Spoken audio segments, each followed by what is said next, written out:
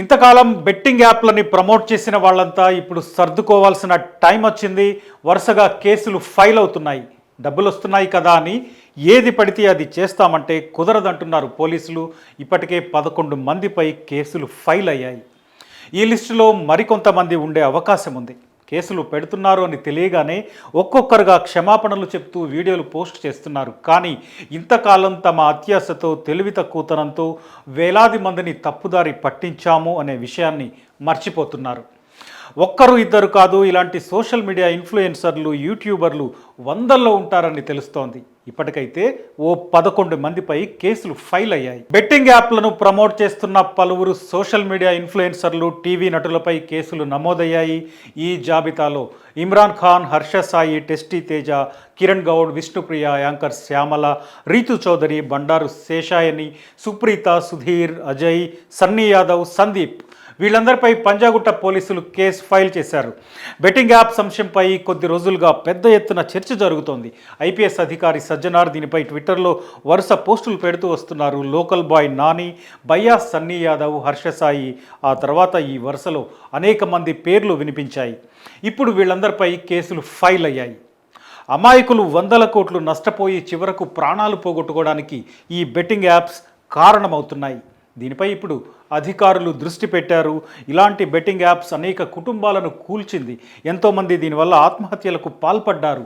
కోలుకోలేనంత స్థాయిలో అప్పుల్లో కూరుకుపోయారు, ఆస్తులు అమ్ముకున్నారు. ఇట్లాంటి వాళ్ళు ఎంతోమంది మన చుట్టూ కనిపిస్తారు. వేలాది కుటుంబాలు రోడ్డున పడ్డాయి. ఇంత దారుణమైన, ఇంత ప్రమాదకరమైన బెట్టింగ్ యాప్లను ప్రమోట్ చేస్తూ చిటికలో వేల రూపాయలు వస్తాయని ప్రలోభపడేలా, భ్రమపడేలా చాలామంది సోషల్ మీడియా ఇన్ఫ్లుయెన్సర్లు పోస్టులు పెడుతూ వచ్చారు. వీళ్లను చూసి సామాన్య జనం బెట్టింగ్ యాప్స్తో ఈజీ మనీ వస్తుంది అని భ్రమపడి దానివైపు మళ్ళుతున్నారు. చివరికి ఆత్మహత్యలు చేసుకుంటున్నారు. దీంతో ఇప్పుడు పోలీసులు ఇలాంటి సోషల్ మీడియా స్టార్లపై దృష్టి పెట్టారు. మీకు డబ్బులు వస్తున్నాయి కదా అని ఏది పడితే అది చేస్తామని, దేన్ని పడితే దాన్ని ప్రమోట్ చేస్తాము అంటే ఇక నుంచి కుదరదు అని చెప్తున్నారు పోలీసులు. అసలు బెట్టింగ్ యాప్లు ఈ స్థాయిలో పాపులర్ కావడానికి కొందరు యూట్యూబర్లే కారణం అని పోలీసులు భావిస్తున్నారు. బెట్టింగ్ కంపెనీలది మొదటి తప్పు అనేది నిజం. కానీ బెట్టింగ్లను ఈ స్థాయిలో సామాన్య జనంలోకి తీసుకెళ్లి చిన్న క్లిక్తో అకౌంట్లో వేలకు వేలు పడతాయి అని నమ్మేలా చేస్తున్న వాళ్లకు చెక్ పెడితే సమస్య చాలా వరకు తగ్గుతుంది అని భావిస్తున్నారు. మరో పక్కన ఈ కంపెనీలు ఎక్కడో చైనా, శ్రీలంక, దుబాయ్ ఇట్లా వేరే దేశాల నుండి నడుస్తున్నాయి. వాటికి చెక్ పెట్టడం అంత తేలిగ్గా ఏ పని కాదు. కానీ దానికంటే ముందు ఇక్కడ బెట్టింగ్ని కంట్రోల్ చేసే ప్రయత్నాలు చేయడమే పరిష్కారం అవుతుంది. ఇదే పోలీసులు భావిస్తున్న అంశం. బెట్టింగ్ లాంటిదే మరొకటి ఉంది, మల్టీ లెవెల్ మోడల్. ఇలాంటి వాటికి కూడా గతంలో చాలామంది సెలబ్రిటీలు ప్రచారం కల్పించారు. గతంలో సైబరాబాద్ పోలీసులు అట్లాంటి వాళ్ళకు కూడా నోటీసులు ఇచ్చారు. ఆ లిస్టులో అనిల్ కపూర్, షారుఖ్ ఖాన్, బొమ్మన్ ఇరానీ, వివేక్ ఓబ్రాయ్, జాకీ ష్రాఫ్, అల్లు శిరీష్, పూజా హెగ్డే, యువరాజ్ సింగ్ ఇట్లాంటి వాళ్ళు చాలామంది ఉన్నారు. వినియోగదారుల ఫోరం సవరణ చట్టం 1986 ఏం చెప్తుందంటే, సెలబ్రిటీలు ఎవరైనా మోసపూరిత యాప్లు, ఉత్పత్తులకు ప్రచారం చేస్తే వారిపై 7 ఏడాది నుండి 3 ఏళ్ల పాటు నిషేధం విధించవచ్చు. 10 లక్షల జరిమానా కూడా విధించే అవకాశం ఉంది.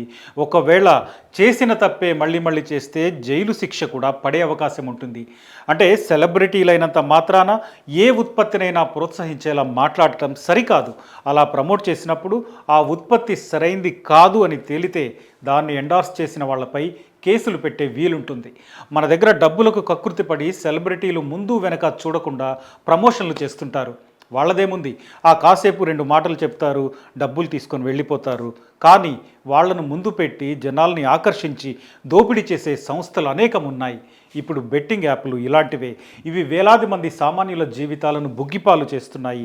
ఇట్లాంటి బెట్టింగ్ యాప్లను కంట్రోల్ చేయాలంటే వీటికి వ్యతిరేకంగా ప్రచారం చాలా అవసరం. అదే సమయంలో ఇలాంటి యాప్లను ప్రోత్సహిస్తూ వీడియోలు చేసే సోషల్ మీడియా ఇన్ఫ్లుయెన్సర్లకు కూడా ఖచ్చితంగా చెక్ పెట్టాల్సిందే. డబ్బు సంపాదించటం ఇంత తేలిక అని యువతను తప్పుదారి పట్టించే వాళ్ళని ఏమాత్రం స్పేర్ చేయాల్సిన అవసరం లేదు. ఈజీ మనీ మాయలో పడి ఎన్నో కుటుంబాలు కుప్పకూలిపోతున్నాయి. రోజు బెట్టింగ్ యాప్లపై వచ్చే వార్తలను చూడండి. సూసైడ్ చేసుకున్న వాళ్ళు ఎంతోమంది ఉంటారు. గత కొద్ది కాలంలోనే 1000 మందికి పైగా చనిపోయారని తెలుస్తోంది పోలీసులు ఇస్తున్న సమాచారం ఇది.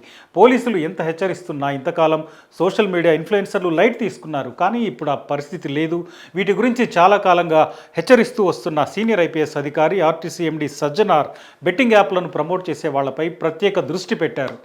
దీంతో ఇప్పుడు చాలామంది యూట్యూబర్లు సోషల్ మీడియా ఇన్ఫ్లుయెన్సర్లు టెన్షన్లో పడ్డారు. చాలామంది క్షమాపణలు చెప్తూ తమకు తెలియక చేశాం అంటూ వీడియోలు పెడుతున్నారు.